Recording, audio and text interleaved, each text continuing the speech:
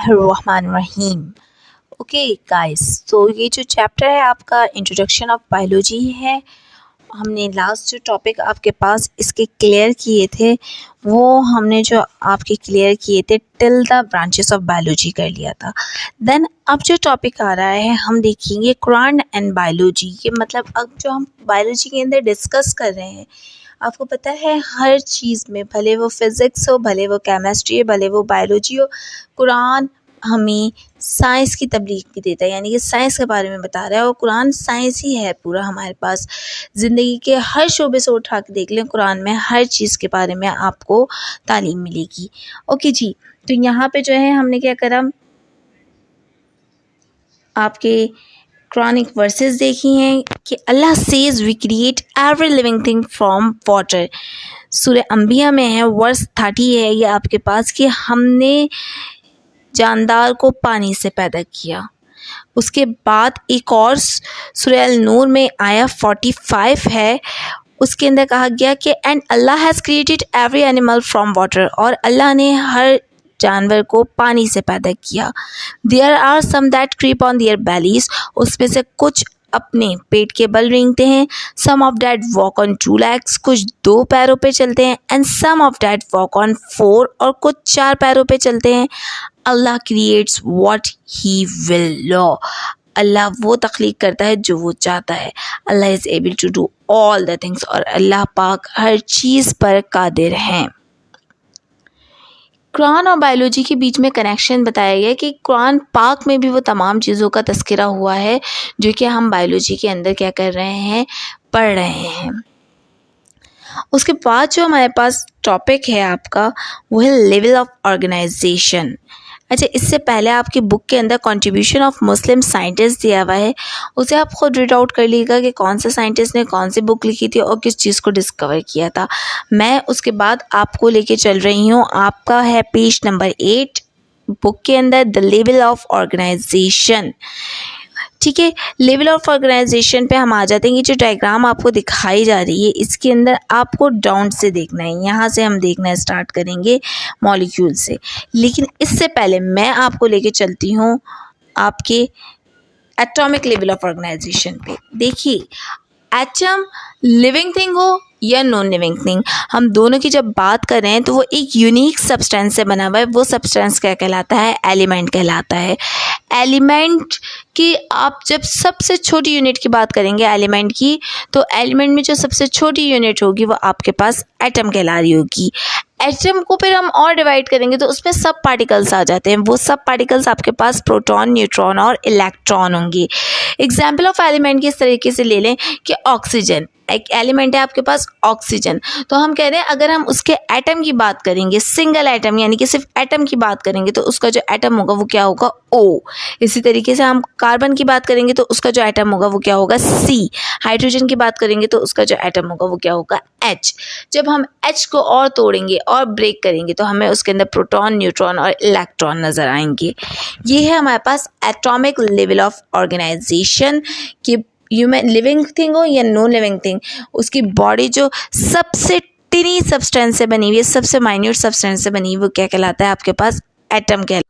Okay guys, जब हम nature के अंदर देख रहे हैं, नेचर में हमने देखा कि 100 से ज़्यादा एलिमेंट्स मौजूद हैं। अब ये एलिमेंट्स जो हैं, जो कि 16 एलिमेंट्स जो कि कॉमनली लिविंग थिंग की बॉडी में पाए जाते हैं, वो एलिमेंट्स कहलाते हैं बायो एलिमेंट्स। 16 एलिमेंट्स जो कि लिविंग थिंग की बॉडी में पाए जाते हैं वो क्या कहलाते हैं, आपके पास बायो एलिमेंट्स कहला रहे होते हैं।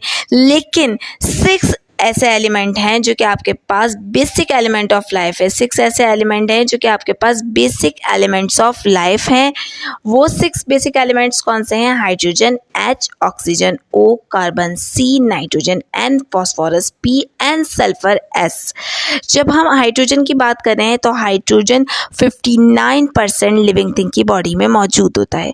ऑक्सीजन की रेशियो 24%, कार्बन की ratio 11%, nitrogen 4%, phosphorus 1% and sulphur 0.1 to 1% है। ये बेसिक एलिमेंट्स हैं आपकी बॉडी के अंदर, ठीक है।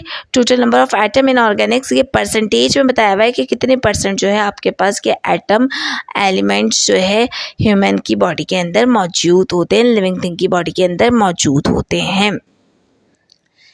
नेक्स्ट हम आते हैं किसके ऊपर, मॉलिक्यूलर लेवल ऑफ ऑर्गेनाइजेशन। देखिए, जब आपके पास एटम्स आपस में कंबाइन होंगे तो वो आपके पास मॉलिक्यूल बनाएंगे, ऑर्गेनिक मॉलिक्यूल्स बनाएंगे। क्या कहलाएंगे आपके पास, वो ऑर्गेनिक मॉलिक्यूल्स कहेंगे। ये ऑर्गेनिक मॉलिक्यूल्स आपके पास क्या है, बायोमॉलिक्यूल्स कहला रहे हैं, क्योंकि सेल में, लिविंग थिंग के सेल के अंदर मौजूद हैं, इसलिए ये मॉलिक्यूल्स क्या कहलाएंगे आपके पास, बायोमॉलिक्यूल्स कहला रहे होंगे। देखिए गाइस, हम चीज़ों को समझ के करेंगे तो हमें उसे रीड आउट करके ऐसा लगेगा कि हमने उसे याद कर लिया है। इसलिए जब भी आप लेक्चर लें, लेक्चर लेने के बाद बुक को ज़रूर रीड आउट किया करें, आपको किसी चीज़ की ज़रूरत नहीं पड़ेगी इंशाल्लाह ताला। ओके गाइस, हम क्या कर रहे हैं, बायो की बात करें, bio elements, biomolecules. Bio mean living thing, यानी कि लिविंग थिंग के अंदर वो चीज़ प्रेजेंट है, इसलिए वो बायोमॉलिक्यूल्स कहला रही है। ये बहुत ज़्यादा वैरायटी और कॉम्प्लेक्स हैं आपस में, जिसकी वजह से इन्हें दो ग्रुप में क्लासिफाई किए गए। एक है माइक्रोमॉलिक्यूल्स, एक है मैक्रोमॉलिक्यूल्स। जो आपके पास माइक्रोमॉलिक्यूल्स है वो छोटे हैं, टिनी है। उनकी एग्जांपल देखें आप, ये sugar, fatty acid, amino acid और न्यूक्लियोटाइड, ये आपके पास माइक्रोमॉलिक्यूल्स की एग्जांपल हैं। ये माइक्रोमॉलिक्यूल्स जब कंबाइन होते हैं तो आपके पास क्या बनते हैं, मैक्रोमॉलिक्यूल्स बनते हैं, जिनकी एग्जांपल आपके पास कार्बोहाइड्रेट्स है, लिपिड है, प्रोटीन है और न्यूक्लिक एसिड है। देखिए, एग्जाम्पल फंक्शन जो होगा इसका क्या होगा, एनर्जी को स्टोर करना होगा, ठीक है ना। तो शुगर जब आपस में कंबाइन होंगे कार्बोहाइड्रेट्स बना लेंगे, फैटी एसिड्स जब आपस में कंबाइन होंगे तो लिपिड्स बना लेंगे, अमाइनो एसिड जब आपस में कंबाइन होंगे तो प्रोटीन्स बना लेंगे, न्यूक्लियोटाइड आपस में कंबाइन होंगे तो न्यूक्लिक एसिड बना लेंगे, ठीक है। पोटैटो के अंदर आपके पास कार्बोहाइड्रेट्स पाया जाता है, सील के अंदर आपके पास फैट सेल्स पाए जाते हैं, हेयर के अंदर आपके पास प्रोटीन होता है और डीएनए में आपके न्यूक्लियोटाइड या न्यूक्लिक एसिड मौजूद होता है। अब आता है सेलुलर लेवल ऑफ ऑर्गेनाइजेशन। हमारे पास मॉलिक्यूलर लेवल ऑफ ऑर्गेनाइजेशन के बाद आ रहा है सेलुलर लेवल ऑफ ऑर्गेनाइजेशन। ये आपके पास सेल की डायग्राम है, जो कि वेल नोन डायग्राम है एनिमल सेल की, ठीक है। हम क्या कह रहे हैं, आप जब आपके पास मॉलिक्यूल्स, बायोमॉलिक्यूल्स आपस में काम करते हैं तो वो एक सस्पेंशन बनाते हैं। ये जो सस्पेंशन होता है, ये जो लिक्विड होता है आपके पास क्या कहला रहा होता है, प्रोटोप्लाज्म। जो बात की गई है पानी की, कि हमने जो कुरानिक वर्सेस पढ़ी हैं उनमें कहा गया we create living thing from water, तो वो वाटर असल में प्रोटोप्लाज्म की बात की गई है। प्रोटोप्लाज्म आपके पास कम्बिनेशन है ऑर्गेनिक और इनऑर्गेनिक सब्सटेंसेस का। प्रोटोप्लाज्म में आपके पास ऑर्गेनिक और इनऑर्गेनिक सब्सटेंस दोनों मौजूद हैं। अच्छा जी, देखिए साइटोप्लाज्म और प्रोटोप्लाज्म क्या है। साइटोप्लाज्म जब सेल में मौजूद है और न्यूक्लियस भी मौजूद है तो वो आपके पास क्या कहला रहा है, प्रोटोप्लाज्म कहला रहा है। When protoplasm work in the form of unit, जब प्रोटोप्लाज्म आपके पास एक इकाई, एक यूनिट के फॉर्म में काम करेगी तो वो आपके पास क्या कहला रही होगी, cell. Cell human living body की बेसिक यूनिट है। मैंने आपको बताया, जैसे अगर फॉर एग्जांपल एक घर बना हुआ है, वो घर किससे बना हुआ है, दीवारों से। जब दीवारों की बात की जा रही है तो दीवारें किससे बनी हुई है, ब्लॉक से बनी हुई है।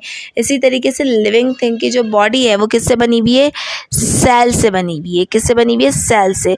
यहाँ कुछ सिमिलर टाइप के सेल जब आपस में कंबाइन हो जाते हैं तो वो क्या बनाते हैं, आपके पास टिश्यू बनाते हैं। क्या बनाते हैं, जब सेल्स, एक जैसे सेल आपस में कंबाइन होंगे तो वो क्या बनाएंगे, टिश्यू बना रहे होंगे। कहा जब सेम सेल, आपके पास सिमिलर टाइप ऑफ सेल्स आपस में कंबाइन होंगे तो वो क्या बनाएंगे, टिश्यू बनाएंगे। अब आप देखिए यहाँ पे स्मूथ मसल्स जो हैं, इसके अंदर एक जैसे सेल्स आपस में कंबाइन हुए, इन्होंने क्या बनाया है, स्मूथ मसल्स के टिश्यूज बना लिए। कार्डियक मसल्स के अंदर कार्डियक सेल्स आपस में कंबाइन हुए एक जैसे और इन्होंने कार्डियक मसल्स बनाए। इसी तरीके से स्केलेटल मसल्स के अंदर ये जो सेल्स हैं आपस में same similar type of cell आपस में कंबाइन हुए, इन्होंने क्या बनाया, आपके पास स्केलेटल मसल्स बनाए। अब देखिए, मैं आपको आगे वाला जो टॉपिक है वो भी इस पर आपको क्लियरली नज़र आ रहा है। जब ये टिश्यूज़ आपस में कंबाइन होंगे तो क्या बनाएंगे, आपके पास ऑर्गन बनाएंगे। जैसे इन टिश्यूज़ ने आपस में कंबाइन होकर क्या बनाया, कार्डियक मसल्स के हार्ट बना लिया, हार्ट बनाया, तो जो आपके पास different types of tissues arrange होंगे एक पर्टिकुलर वे में और वर्क करेंगे, तो वो क्या बनाएंगे, आपके पास ऑर्गन बनाएंगे।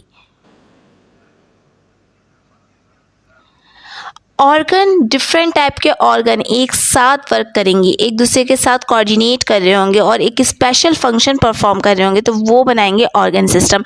देखिए यहाँ पे डाइजेस्टिव सिस्टम है, इस डाइजेस्टिव सिस्टम में आप देखिए कि स्टमक भी है, small intestine, large intestine, liver आपके पास मौजूद है, और ये पैनक्रियाज, गॉल ब्लैडर, एनस, ये डिफरेंट आपके पास क्या हैं, आपके ऑर्गन्स हैं। ये ऑर्गन्स अलग अलग काम परफॉर्म कर रहे हैं, लेकिन एक दूसरे के साथ कोऑर्डिनेट करके पूरा एक फंक्शन परफॉर्म कर रहे हैं, जिसकी वजह से ये क्या कहला रहे हैं, आपके पास ऑर्गन सिस्टम कहला रहे हैं, यानी कि डाइजेस्टिव सिस्टम कहला रहा है। इस टॉपिक को मैं अभी एक दफ़ा आपके पास रिपीट करती हूँ, उससे पहले आप ये देखिए कि रिमेनिंग पार्ट्स जो है इस टॉपिक के हैं taxonomic level, population, community level, ecological system, biosphere. ये हम इंशाल्लाह ताला नेक्स्ट टॉपिक जो होगा हमारा उसमें कवर करेंगे। अब हम क्या करते हैं, मुझे अब इस डायग्राम को आपको डिस्क्राइब करके बताना है। Now look, we said atom when combined together they form what molecule?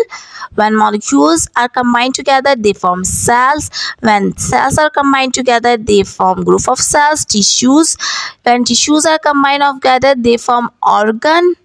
This is the organ. Brain, nervous tissues combined together they form a brain.